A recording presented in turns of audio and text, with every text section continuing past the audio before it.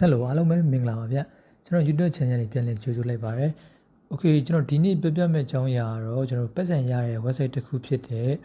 USDT အခြေစိုက်ပေါ့နော် investment လည်းလုပ်ပြီးတော့ကျွန်တော်တို့အတူတွေရမယ့် website တစ်ခုဖြစ်ပါတယ်အဲ့တော့ဒီမှာကျွန်တော်တို့ဘယ်လိုစပြီးတော့အကောက်ဖွင့်ရမလဲဆိုတော့ကျွန်တော်အရင်ကြည့်လိုက်ကြအောင် Okay မိတ်ဆွေများအနေနဲ့အရင်ဆုံးဒီ link ကနေတစ်ဆင့်ဆိုရင်ကျွန်တော်ပြောသလိုဒီမှာ sign up ရှိမယ်ပြီး user name ပေါ့နော် user name ဆိုရင်ကျွန်တော်တို့ကိုယ့်ရဲ့email address ထည့်တာအကောင်းဆုံးပါပဲ။ဘာလို့ဆိုတော့ကျွန်တော်တို့ verify လုပ်တဲ့ချိန်ကျရင်ပို့ဆင်ပြရတဲ့အတွက်ကြောင့် user name နေရာမှာကိုယ့်ရဲ့ email address ရိုက်ထည့်လိုက်မယ်။ရိုက်ထည့်ဖို့ဆိုတော့လည်းမှာ please enter your password ပေါ့နော် password တွေမိတ်ဆွေများအဆင်ပြေရတာကျွန်တော်တို့ထည့်နောက်တစ်ကြောင်းဆိုရင်လည်းဒီမှာနောက်တစ်ခါထည့်ရိုက်ထည့်ပေါ့နော်။ရိုက်ဖို့ဆိုတော့လည်းဒီမှာအောက်မှာ invitation code ကတော့ကျွန်တော် link အနေနဲ့ဒီတိုင်းပဲထားလို့ရမယ်ပေါ့။ code မထည့်ဘဲနဲ့လည်းကျွန်တော်အကောက်ဖွင့်လို့မရဘူး။အဲ့အတွက်ကြောင့် code ကိုဒီတိုင်းပဲထားမယ်။ပြီးတော့ဆိုရင် sign up လုပ်လိုက်ပါဦးနော်။ Okay sign up လုပ်ပြီးသွားပြီဆိုတော့လည်းကျွန်တော်ဒီမှာ home page တွေကိုကျွန်တော်ရောက်သွားပြီပေါ့နော် Okay ရောက်ပြီးသွားပြီဆိုတော့လည်းမိတ်ဆွေများနားလည်အောင်ကျွန်တော်တစ်ချက်ချင်းရှင်းပြမယ် Okay အရင်ဆုံးအနေနဲ့ဒီမှာအောက်လေးကိုနည်းနည်းဆွဲကြည့်လိုက်ရင်ကျွန်တော်တို့ USDT fan 1 day experience program ပေါ့နော်ဒါကကြတော့ USDT ကိုကျွန်တော်တို့တွေကပတ်စံထည့်ရမယ်ပေါ့ daily interest rate မှာ 4% ရှိတယ် daily income 0.4 USDT ဆိုလိုချင်တာ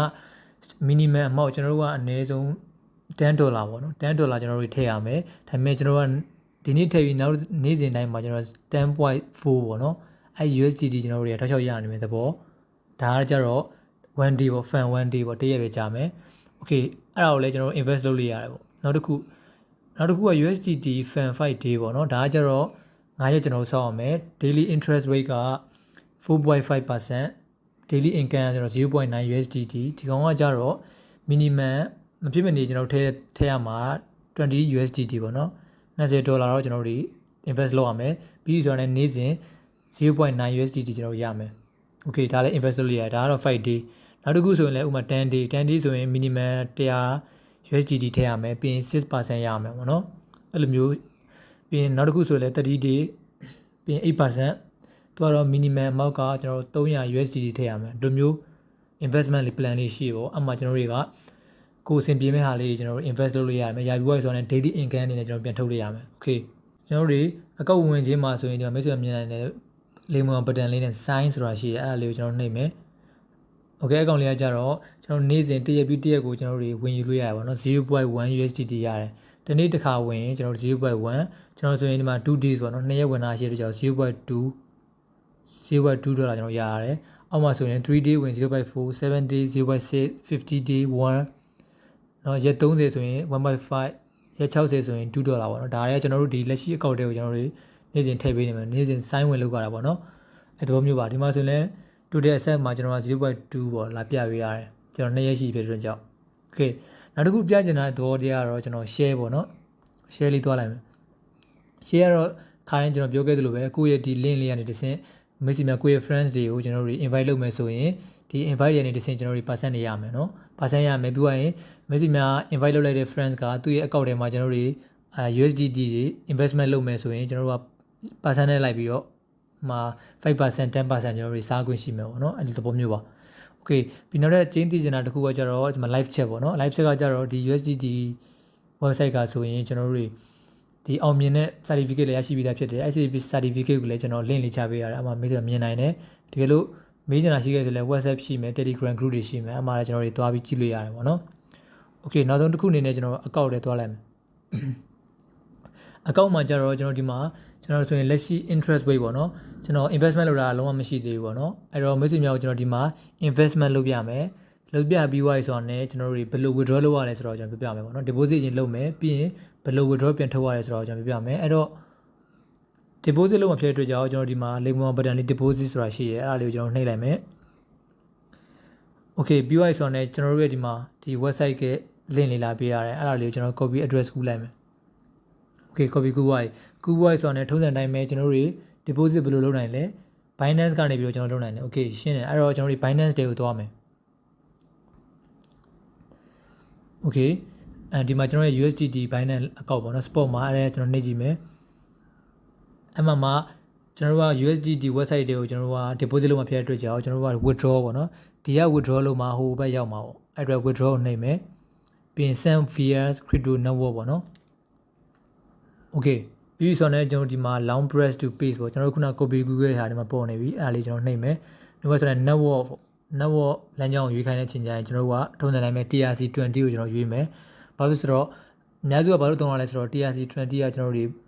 fee ရနဲ့ပေါ့နော် 0.8 USDT ပဲပေးရတယ်ချို့ဆို$1 အဲ့လောက်နီးပေါ့ okay အဲ့တော့ TRC20 confirm ပြီးရင်အောက်မှာပြောရသလိုပဲ minimum chance ပေါ့နော်မဖြစ်မနေလွှဲရမှာ minimum chance ပေါ့ကျွန်တော်တို့$10သတ်မှတ်ပေးရတယ်အဲ့ထက်နည်းလို့မရဘူး okay အဲ့တော့ကျွန်တော်လွှဲချင်တာက10ဟိုမှာအောက်က fee က 0.8 ပေးရတယ်ဆိုတော့ကျွန်တော်တို့တွေတုံးစံတိုင်းပဲ point ပါထည့်လိုက်မယ် 0.10.8 ပေါ့ဒါဆိုရင် USDT website တွေကိုကျွန်တော်$10ရောက်မယ် okay အဲ့တော့မျိုးပဲအားလုံးရပြီဆိုတော့ကျွန်တော်တို့ withdraw နေမယ် okay ဒါဆိုရင် you will get 10 USDT ဆိုတော့ကျွန်တော်ဟိုဘက် account တွေကို USDT $10ရောက်မယ်ဆိုတော့ပြောချင်တာအဲ့တော့ပြီးပြီဆိုတော့ confirm နှိပ်လိုက်မယ်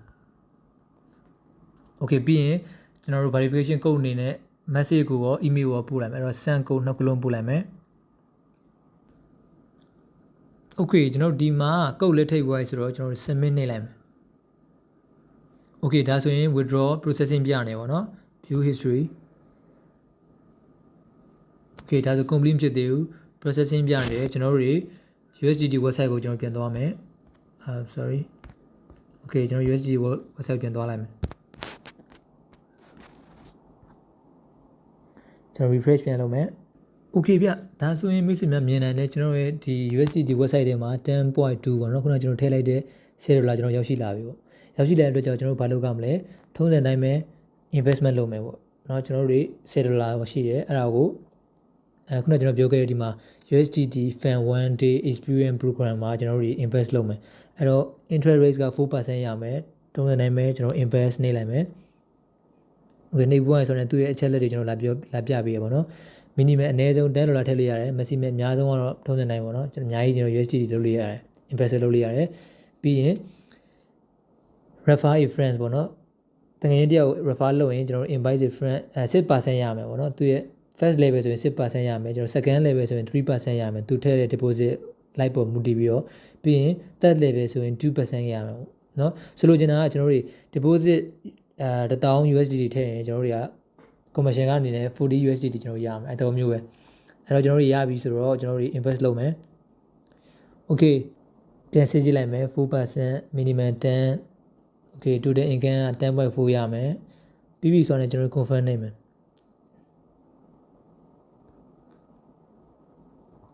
okay အပေါ်မှာဆိုရင် successful purchase ဆိုပြီးလာပြောပေးရတာပေါ့နော်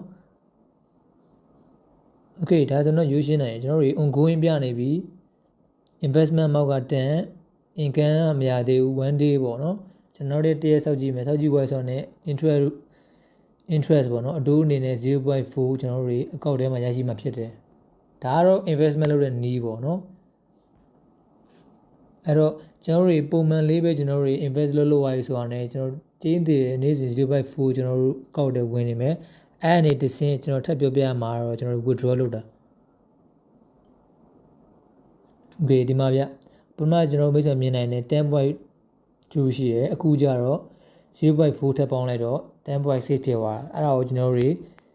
withdraw လုပ်ကြမယ် withdraw okay ဘာလို့လုပ်ရဆိုရင်ဒီမှာ please select wallet ပေါ့နော်ကျွန်တော်တို့ရဲ့ wallet address ဘယ်ကို withdraw လုပ်ချင်တာလဲဆိုတော့လမ်းမေးအဲ့ကြရင်ကျွန်တော်တို့က please select wallet ကိုရွေးလိုက်မယ်ပြီးရင်ထပ်ပေါင်းထည့်လိုက်မယ်နော် wallet တစ်ခုပေါ့အဲ့ကျွန်တော်တို့က Binance က wallet ထည့်လို့ရတယ်ပေါ့အဲ့အတွက်ကျွန်တော် Binance ပြန်သွားလိုက်မယ်ကျွန်တော်တို့ထုတ်မှာဖြစ်တဲ့အတွက်ကြောင့် deposit ပေါ့နော် deposit ပြီးရင် TRC20 ပြီးရင်ကျွန်တော်တို့ဒီမှာလက်ရှိ Binance USDT wallet လေးကိုကျွန်တော်တို့ copy ကူးလိုက်မယ်ပြီးဆိုတာ ਨੇ website တွေပြန်သွားမယ်ပြီး wallet address ကို paste ပြန်ချပြီးရင် set at the default address လေးရတာပေါ့နော်အဲ့ဒါဖွင့်လာလဲရတယ်ဖွင့်လဲရတယ် okay ဒီတိုင်းပဲကျွန်တော်ထားလိုက်မယ်ထားပြီးဆိုတော့ကျွန်တော်တို့ save နေလိုက်မယ် okay successful operation ပြီးပြီအဲ့တော့ဒီတွေကိုကျွန်တော်တွေက withdraw လုပ်မှာအဲ့တော့အဲ့ဒါလေးနှိပ်လိုက်မယ်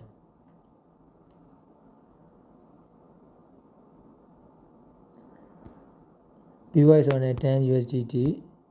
ကျွန်တော်ထုတ်ချင်တဲ့ amount ပေါ့နော်ပြီးဆိုတော့လဲ passport ပေါ့နော်ဒါကျွန်တော်တို့ပေးခဲ့တဲ့ passport register လုပ်တော့ကျွန်တော်တို့ထည့်ခဲ့တဲ့ passport ကိုပြန်ထည့်ပေးလိုက်ပြီးပြီဆိုတော့လည်းကျွန်တော်တို့ submit ပြောမယ်$10မရှိသေးဘူးဘယ်ဆိုမြင်နိုင်လဲကျွန်တော်တို့ withdraw ရဲ့အောက်မှာ0 USDT ပဲရှိသေးတယ်အဲ့တော့ကျွန်တော်တို့ကအရှေ့မှာပြောခဲ့သလိုပဲ10 USDT invest လုပ်မယ်ကျွန်တော်တို့ရဲ့စောက်မယ် 10.4 ဖြစ်သွားမယ်အဲ့ 10.4 ကိုကျွန်တော်တို့ invest လုပ်ဝိုက်ဖြစ်တဲ့အတွက်ကြောင့်ကျွန်တော်တို့ရဲ့ Binance account တွေကိုပြန်ပြီးတော့ထုတ်လို့ရမှာအဲ့လိုမျိုးပါအဲ့တော့ကျွန်တော်တို့ကဒီနေ့မှ investment လုပ်ရဖြစ်တဲ့အတွက်ကြောင့်ကျွန်တော်တရက်တော့ဆောက်ဖို့လိုတယ်နောက်တရက်ကြာရင်ကျွန်တော် 10.4 ဖြစ်သွားမယ်အဲ့အချိန်ကြာရင်ကျွန်တော်ရဲ့ wallet တွေကိုကျွန်တော် withdraw လုပ်မယ်ပေါ့ okay ဒီလိုနည်းနဲ့ကျွန်တော်တို့ USDT တွေထုတ်နိုင်တယ်ဒါကတော့ကျွန်တော် example လေးပြပေးရပါတော့မိတ်ဆွေများအနေနဲ့ဥမာရတယ်30 USDT investment လုပ်ချင်လည်းရတယ်30ထည့်ချင်လည်းရတယ်20ထည့်ချင်လည်းရတယ်အဲ့ထည့်တဲ့ပမာဏပုံမူတည်ပြီးတော့ကျွန်တော်တို့ရ 4% စီကျွန်တော်တို့ရမယ်ရတာလည်းရိုးရှင်းတယ်ကျွန်တော်ဒီလက်ရှိ website တွေကိုပဲကျွန်တော်ရောက်တယ်ဒီ website တွေကနေတစ်ဆင်းမှ Binance နေရာကိုယ့်ရဲ့ wallet တွေကိုပြန်ပြီးတော့လွှဲမယ်ပေါ့နော် withdraw ကိုလည်းကျွန်တော်တို့မကြခင်မှာကျွန်တော်ထပ်လုပ်ပြမယ်ပေါ့နော်မိတ်ဆွေများနားလည်အောင်ဒါပေမဲ့ interest တွေဘယ်လောက်ရရဲဆိုတော့ကျွန်တော်ရှင်းပြတာဒါလေးကတော့ကျွန်တော်ပတ်စံရတဲ့ website တစ်ခုဖြစ်တဲ့ USDT ပေါ့နော်အခြေဆိုင် investment လည်းလုပ်လို့ရပြီအတူတူပုံမှန်ရနိုင်တဲ့ website တစ်ခုဖြစ်တယ်အဲ့တော့အရှိ video မှာလည်းကျွန်တော် TIS နဲ့ပတ်သက်ပြီးကျွန်တော်ပြောပြခဲ့တယ်ပေါ့နော် TIS ဆိုရင်လည်းကျွန်တော်တကယ်ရတဲ့အပြင်ကိုကျွန်တော်ကိုယ်တိုင်လည်းအခုထိTIS ပေါင်းများတော့ကျွန်တော် investment လုပ်တယ်ပြီးတော့ဆိုရင်နေ့စဉ် daily withdrawal limit နဲ့ကျွန်တော်ပြန်ထုတ်နေပေါ့နော်ဒီ website လေးကလည်းအဲ့တိုင်းပဲ TIS နေရာမှာ USDT ပြောင်းသွားတာပါအဖက်တင်တယ်ကျွန်တော်ကတော့လုံးဝတူတယ်ကျွန်တော်တို့$10စရင်းတယ်ပြီးအကောက်ထဲထည့်ရတယ်ပြီးရင်အတိုးရမယ်အဲ့တိုးတွေကိုအကောက်တွေကိုပြန်ထည့်တယ်ပုံမှန်လေးပဲဒီလိုလေးပဲသွားတာပါဗျโอเคနားလည်မလို့ပြောနေပါတယ်အဲ့တော့မိတ်ဆွေများဒီလိုစမ်းကြည့်နေတယ်ဆိုရင်လည်းကျွန်တော်ဒီ description လေးအောက်မှာကျွန်တော် link ချပေးအဲ့ဒီ link ကနေတစ်ဆင့်ဝင်နိုင်တယ်ဝင်မှုဝိုက်ဆိုတော့ investment လုပ်မယ်ပြီးရင်နေ့စဉ်အတိုးတွေကိုကျွန်တော်တို့အကောက်တွေပြန်လွှဲမယ်ပေါ့နော်အဲ့တော့အားတွေလုပ်တဲ့အချိန်မှာလည်းနားမလည်တာရှိခဲ့ရင်ကျွန်တော်မေးပါကျွန်တော်တရားကျွန်တော်တည်တလောက်ဖြေခဲ့ပေးမယ်ပြီးရင် video အောက်မှာလည်းဒီ website နဲ့ပတ်သက်တယ်ပေါ့နော် certificate တွေဒီ website ကတကယ်မှန်ကန်ပြီးအောင်မြင်နေတဲ့ certificate တစ်ခုဖြစ်ကြောင်း link လေးရှိတယ်အမှတစ်ဆင့်မိတ်ဆွေများဝင်ကြည့်နိုင်ပါတယ်ဗျ